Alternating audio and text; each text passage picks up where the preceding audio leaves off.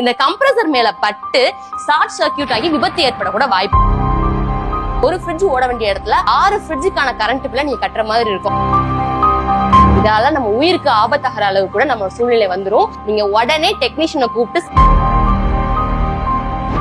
நம்ம வீட்டுல இருக்கக்கூடிய ஃப்ரிட்ஜ்ல ஃப்ரீசர்ல ஏதாவது ஒட்டிக்கிடுச்சு அப்படின்னா நம்ம கத்திய வச்சோ இல்ல கரண்டிய வச்சோ அதை டொங்கு குத்தி தான் வெளியே எடுப்போம். ஆனா அப்படி குத்தி எடுக்கிறதுனால இந்த உள்ள இருக்க லைன், ஒவ்வொரு லைனா இருக்கு பாத்தீங்களா, அந்த லைன் வழியா பாஸ் ஆகிட்டு இருக்க கேஸ் வெளியே கசிறதுக்கு நிறைய வாய்ப்பு இருக்கு.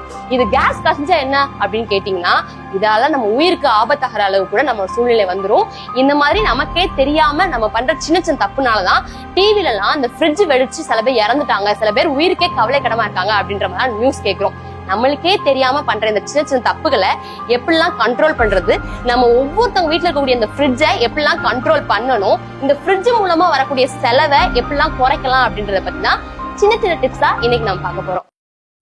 நம்ம வீட்டுல இருக்கக்கூடிய ஃப்ரிட்ஜ் எப்பவுமே ஜன்னலுக்கு பக்கமோ இல்ல கதவுக்கு பக்கமோ இருக்கிற மாதிரி பாத்துக்கோங்க. ஏன் அப்படின்னா ஃப்ரிட்ஜுக்குள்ள அதிகமான கூலிங் இருக்கிறதால அதிகமான வெப்பத்தை வெளியே தள்ளும்.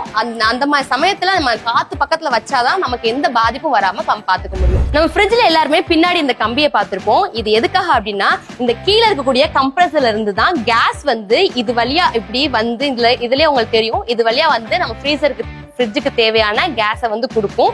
ஸோ இதை வந்து நம்ம எப்பவுமே செவத்தோட ஒட்டாம ஒரு அடி தள்ளி வச்சுதான் பார்க்கணும். எதுக்காக அப்படின்னா, செவரும் இப்ப இந்த கம்பியும் ஒன்னோட ஒண்ணு ஒட்டி இருந்துச்சு அப்படின்னா தேய்மானமாகி இது வழியா பாஸ் ஆகக்கூடிய கேஸ் கசிறதுக்கும் நிறைய வாய்ப்பு இருக்கு. அதனால எப்பவுமே நம்ம வீட்டுல ஃப்ரிட்ஜ செவரோ இல்ல இந்த மாதிரி தகடோ எதுவா இருந்தாலும் ஒரு அடி தள்ளி வைக்கிறது ரொம்பவே நல்லது. நம்ம வீட்டுல இருக்கக்கூடிய ஃப்ரிட்ஜ ஒரு இடத்துல இருந்து இன்னொரு இடத்துக்கு நகர்த்தணும்னு நினைச்சீங்க அப்படின்னா அது ரொம்பவே கவனமா நகர்த்தணும். என்ன 4 பேர் சேர்ந்து தூக்கணுமா அப்படின்னு கேக்குறீங்களா? நீங்க பைல்வானா இருந்தா ஒரு ஆளாவே தூக்கிடலாங்க. விஷயம் அது கிடையாது. ஃப்ரிட்ஜ நகர்த்துறதுக்கு முன்னாடி ஸ்விட்சை ஆஃப் பண்ணிட்டு இந்த ஃப்ரிட்ஜ 10 இருந்து 20 நிமிஷத்துக்கு எந்த ஒரு டிஸ்டர்பன்ஸ் பண்ணாம அதுக்கப்புறமா நீங்க நகர்த்துனீங்க அப்படின்னா உங்களுக்கு உயிருக்கு ரொம்பவே நல்லது. எதுக்காக அப்படின்னா, நம்ம ஸ்விட்சை ஆஃப் பண்ணாலுமே கம்ப்ரஸர்ல இருந்து வரக்கூடிய கேஸ் பின்னாடி இருக்கக்கூடிய பைப்பு வழியா வந்துகிட்டே தான் இருக்கும். 20 நிமிஷம் கழிச்சு நகர்த்தணும் அப்படின்னா நம்ம உயிருக்கு எந்த பாதிப்பும் இல்லாம நம்ம சேஃப்டியா இருந்துக்கலாம். அதே மாதிரி இப்போ ஒரு கடையில இருந்து நம்ம வாங்கிட்டு வந்தோம், ஃப்ரிட்ஜை வாங்கிட்டு வந்தோம் அப்படின்னாலோ இல்ல நம்ம வீடு மாத்தும் போது இந்த வீட்டுல இருந்து அடுத்த வீட்டுக்கு கொண்டு போறோம் அப்படின்னாலுமே ஒரு ½ hour கழிச்சு நம்ம போய் அந்த வீட்டுக்கு இறக்குனதும் ½ hour கழிச்சு பவர் சப்ளை கொடுத்தோம் அப்படின்னா நமக்கு ரொம்பவே நல்லது. ஏன் அப்படின்னா, காயில் நம்ம வண்டியில போயிருக்கும் போது காயில் ஃப்ரிட்ஜில் இருக்கக்கூடிய காயில் எல்லாமே அங்கங்க ஆடி இருந்திருக்கும்.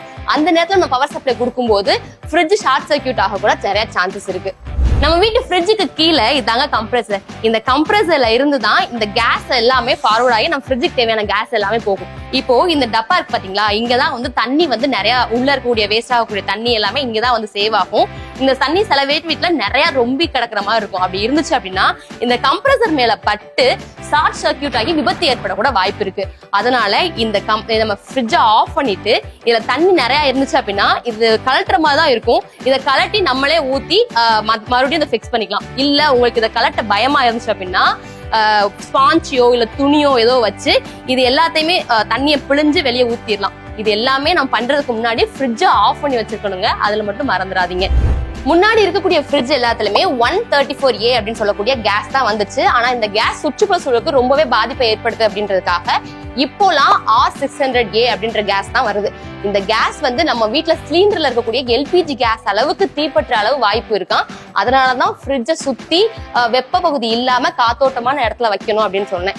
சரி, இப்ப நம்ம இந்த ஃப்ரிட்ஜ்ல இருந்து வெளியே வரக்கூடிய வெப்பத்தை நம்ம எப்படி கண்ட்ரோல் பண்றது அப்படின்னா, இந்த ஃப்ரிட்ஜ்ல எல்லாரோட ஃப்ரிட்ஜ்லயுமே இந்த கண்ட்ரோல் ஆப்ஷன்ஸ் இருக்கும். இந்த கண்ட்ரோல் ஆப்ஷன்ஸ்ல 1 இருந்து 5 வரைக்கும் இருக்கும். சில பேர் வீட்டுல 1 இருந்து 7 வரைக்கும் இருக்கும். அந்த மாதிரிலாம் இருக்கும். இப்ப இதுவே நம்மளுக்கு பனிக்காலம் குளிர்காலம் அப்படின்னா 1 இருந்து 2 பாயிண்ட் வரைக்கும் வச்சுக்கோங்க. கோடைக்காலம் ரொம்பவே வெப்பம் அதிகமா இருக்கு அந்த மாதிரி சமயத்துல இந்த ஃப்ரிட்ஜ்ல நீங்க 3 இருந்து 4 வரைக்கும் வச்சுக்கலாம்.